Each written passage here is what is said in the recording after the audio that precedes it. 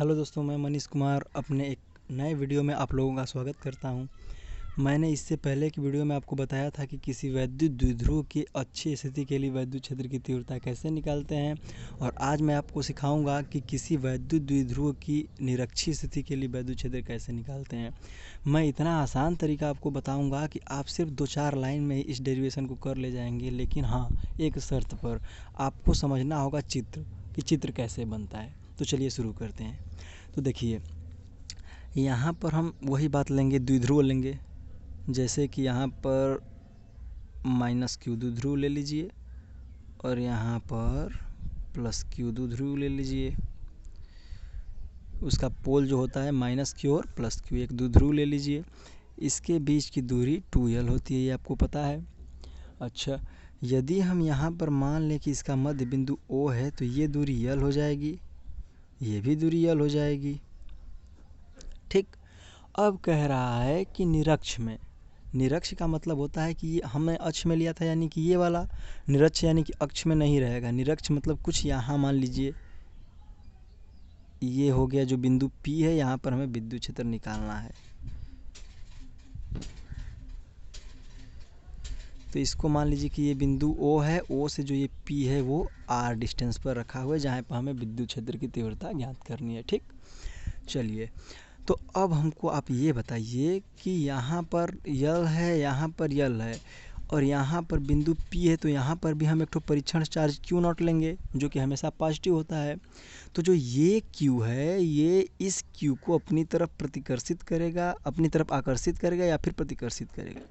तो इन दोनों चार्जों के समान होने के कारण ये दोनों चार्ज एक दूसरे को प्रतिकर्षित करेंगे कुछ इस तरीके से। ठीक, चलिए मान लीजिए कि इन द्विध्रुवों को हम एक नाम ले देते हैं AB। ठीक, तो यहाँ पर हम क्या लिखेंगे, ये इलेक्ट्रिक फील्ड जो E है किस बिंदु पर, P बिंदु पर, वो किस कारण से आ रही है, तो B, यानी कि EPB, यानी कि E जो इलेक्ट्रिक फील्ड है वो P पर है B के कारण। ठीक, उसी तरीके से जो ये Q है, ये इसको अपनी तरफ क्या करेगा, अट्रैक्ट करेगा कुछ इस तरीके से। ठीक, तो यहाँ पर क्या होगा, E होगा, P होगा, लेकिन क्या होगा, A होगा, क्योंकि ये इस बिंदु पर पूछ रहा है। तो इस P बिंदु पर, यानी कि EP किसके कारण, A के कारण। ठीक, अच्छा, चलिए अगर हम इस मध्य बिंदु जो P है यहाँ पर एक तो समांतर लाइन खींच दें कुछ ऐसे। ठीक, तो ये यदि कोण थीटा हुआ तो हमारा ये भी कोण क्या हो जाएगा, थीटा, और ये अगर कोण थीटा हुआ तो ये भी कोण क्या हो जाएगा, थीटा। ये एक अंतर कोण है, ये आपको समझना पड़ेगा। ठीक, चलिए। अच्छा, अब आप ये बताइए, आपने क्लास वेक्टर में पढ़ा होगा कि जब दो वेक्टर हैं, जब किसी कोण पर झुके हुए होते हैं तो यहाँ पर इनका दो घटक बनता है, एक ई साइन थीटा और एक कास थीटा। तो क्षैतिज घटक को हम कहते हैं कॉस थीटा और ऊर्ध्वाधर घटक को कहते हैं साइन थीटा। तो अब देखिए, यहाँ पर ये जो है, ये ई पी बी, ये बनाएगा अपना क्षैतिज घटक, तो इसका क्षैतिज घटक ये हो गया। तो इसको हम कहेंगे E P B cos theta, क्योंकि क्षैतिज घटक कॉस थीटा होता है। और इसका एक ऊर्ध्व घटक भी बनेगा, तो ऊर्ध्व मतलब कि ऐसे, इसको क्या कहेंगे, E P B sine theta. ठीक, अब देखिए, अब जैसे इसका बना है वैसे इसका भी बनेगा। तो इसका बनेगा तो इसका भी क्षैतिज इधर ही होगा, तो जब इसका क्षैतिज इधर होगा तो ई पी ए कॉस थीटा, और इसका ऊर्ध्व क्या होगा, नीचे की तरफ। तो इसका ऊर्ध्व जब नीचे की तरफ होगा तो इसको क्या कहेंगे, ई पी ए साइन थीटा। ठीक, तो ये देखिए, आपने वेक्टर में ये भी पढ़ा होगा, और नहीं पढ़ा है तो जान लीजिए कि जब दो वेक्टर एक दूसरे के लंबवत रखते हैं, ये ऊपर की ओर ये नीचे की ओर, तो ये दोनों एक दूसरे को क्या कर जाएंगे, कैंसिल कर जाएंगे। तो जो मेन इलेक्ट्रिक फील्ड होगी वो इन्हीं की वजह से होगी, क्योंकि ये दोनों समान दिशा में होंगे। ठीक, तो इलेक्ट्रिक फील्ड जो होता है हम E बराबर जानते हैं 1/4πε0 Q/r² तो होता ही है, और इसके बीच में होगी, यानी कि इन दोनों को हम जोड़ दें। अगर भाई ये इधर रहता और ये वाला जो एरो है ये उस उधर के ओर रहता, मतलब इस तरीके से कुछ रहता, तो घटा देते, लेकिन ये दोनों एक ही दिशा में है तो नेट निकालने के लिए जोड़ देंगे। ठीक, तो E इक्वल टू हो जाएगा आपका E P B cos theta plus E P A cos theta. ठीक, अब जरा आप बात को समझिएगा, कॉस थीटा कैसे निकालेंगे। तो cos theta equal to formula होता है आधार बटा के कर्ण। ठीक, तो मान लीजिए इसको ले लीजिए या फिर इसको ले लीजिए। ठीक, तो यदि इसमें ले लेंगे, आधार क्या दिया हुआ है, इसमें आधार है यल, इसको कहते हैं बेस यानी कि आधार। तो आधार क्या हो गया, यल, और अपान ये जो है कर्ण क्या होगा, ये।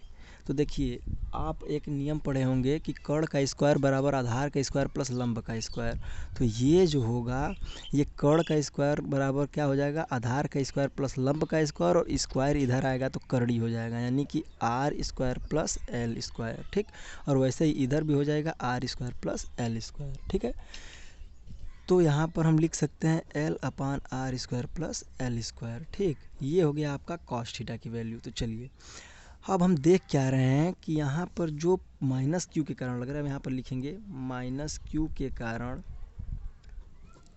ठीक, तो माइनस क्यू के कारण लग रहा है 1/4πε0 क्यू अपान क्यू हमेशा लेंगे क्योंकि हमें परिमाण लेना है। ठीक, तो क्यू अपान आर स्क्वायर, तो आर इसके बीच की दूरी कितना है, इतना है, यानी कि R square plus L square, ये अंडर रूट में है और इसका क्या, होल स्क्वायर। ठीक, तो जब इसको हल करेंगे तो हमें मिलेगा 1/4πε0 क्यू अपान, ये स्क्वायर से कर्डी हट जाएगी तो R square plus L square. इसको मान लीजिए समीकरण नंबर 1। ठीक, माइनस क्यू के कारण निकाले तो भी यही, और देखिए ये दूरी प्लस क्यू के कारण भी है, तो जब प्लस क्यू के कारण है तो भी यही आएगा, यानी कि प्लस क्यू व माइनस क्यू के कारण इतना ही आ रहा है। ठीक, यानी कि माइनस क्यू के कारण भी इतना ही है और प्लस क्यू के कारण भी इतना ही है।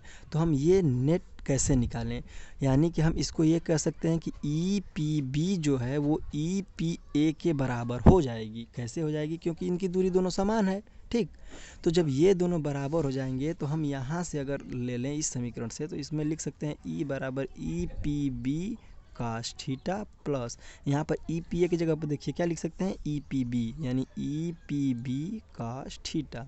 अब एक E P B cos theta, एक E P B cos theta कितना हो जाएगा, 2 E P B cos theta. ठीक, अब जो ई पी बी का मतलब है, ये ई पी बी से मतलब नहीं है, ये हम लिखे हैं कि ये इस बिंदु पर इस बिंदु के कारण, यानी कि पी पर बी के कारण। ठीक, तो इलेक्ट्रिक फील्ड का मान इतना आया है, तो ई नेट जो होगा इसी के बराबर होगा। तो 2 है तो 2 लिख देते हैं, और ई का मान देखिए यहाँ पर निकाले हैं तो 1/4πε0 लिख देते हैं, और into Q upon R square plus L square लिख देते हैं। ठीक, अब कॉस थीटा का वैल्यू हमने निकाला है, इंटू में कितना निकाला है भाई, तो L upon under root R square plus L square निकाला है। ठीक, अब क्या करेंगे आसानी से समझिएगा, E net equal to Q into 2 into L, इसको क्या लिख सकते हैं, पी, क्योंकि वैद्युत द्विध्रुव आघूर्ण का ये फार्मूला होता है। ठीक, तो यहाँ पर अपान, और देखिए यहाँ पर 4πε0 को ऐसे लिख देते हैं, और यहाँ पर देखिए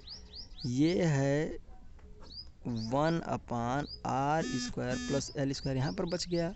ठीक, और यहाँ पर इंटू है तो इंटू लगा देते हैं, और यहाँ पर 1/r square plus L square, और अंडर रूट को हम लिख सकते हैं होल पावर 1/2। ठीक, इसके पावर कुछ नहीं है, एक है मान लेते हैं, इसके पावर कुछ नहीं है तो 1/2। ठीक, इसके पावर 1/2 है। ठीक, तो ये आधार जब सेम है तो घात क्या होते हैं, जुड़ जाते हैं। ठीक, तो इसको हम लिख सकते हैं P/4πε0 1/, आधार सेम है यानी कि R square plus L square, और घात जुटेगा तो क्या हो जाएगा, 3/2, क्योंकि ये 1 है और 1/2 है, तो 1 + 1/2 करेंगे तो 3/2 आ जाएगा। ठीक, तो ये देखिए ई नेट क्या हो जाएगा, ई नेट आपका हो जाएगा P/4πε0 और इंटू 1/, ये देखिए आर स्क्वायर के घाते 3/2 जब करेंगे आप, आर स्क्वायर के घाते 3/2, तो ये 2 से ये 2 कट जाएगा और हो जाएगा क्या, आर क्यू। वैसे ही यल भी क्या हो जाएगा, एल क्यू। तो फिर वही बात, वो बात ये है कि जो यल है वो बहुत बहुत छोटा है आर से, तो यल को हम भूल जाएंगे। तो आपका ई नेट क्या आ जाएगा, 1/4πε0 P/r क्यू, ये आ जाएगा आपका आंसर। तो मैं आपको चित्र को फिर समझा देना चाहता हूँ। यहाँ पर माइनस क्यू है तो ये अपनी तरफ अट्रैक्ट करेगा, ये प्लस क्यू है तो इसको दूर भगाएगा। और जब दो वेक्टर किसी कोण पर झुके हुए होते हैं तो उनका दो घटक होता है, एक ई कास थीटा और एक साइन थीटा। ठीक, तो ये ई कास थीटा हो गया और ये साइन थीटा, तो ये दोनों एक दूसरे के लंबवत हैं लेकिन विपरीत हैं, तो ये एक दोनों को कैंसिल कर देंगे। ठीक, और यहाँ पर ये दोनों जो हैं ये ई पी कास थीटा हो जाएंगे और इन दोनों को जब जोड़ेंगे तो यहाँ पर 2 ई पी कास थीटा की वैल्यू हम आधार बटा के कर्ण से निकाल लेंगे। और उसके बाद जब इन दोनों को मर्ज करेंगे, जब जोड़ेंगे तो यहाँ पर निकल कर हमारा आंसर ई नेट बराबर 1/4πε0 P/RQ आ जाएगा। तो आई होप आपको पसंद आया होगा। Thanks for watching.